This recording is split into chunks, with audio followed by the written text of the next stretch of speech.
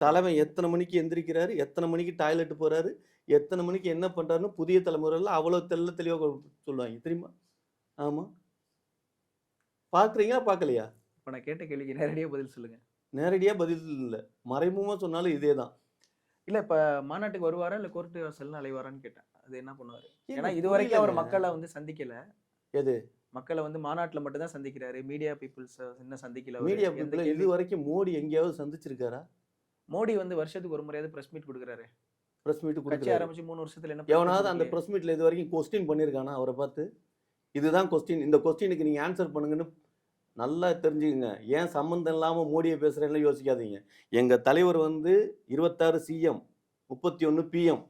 அதனால அந்த இடத்துக்கு போறதுனால அவங்களோட கம்பேரிசன் வச்சு இப்ப பேச வேண்டியதா இருக்குது. 2026ல விஜய் கன்ஃபர்ம்டு சிஎம் ஆயிடுவாரு. அதான். நீங்க நம்புறீங்க? நாங்க நம்புறோமா? ம். ஹலோ! இப்பவே எங்க தலைவர் வந்து சிஎம் தான். பணையம் இருக்கா? பனையூருக்காவா? ம்.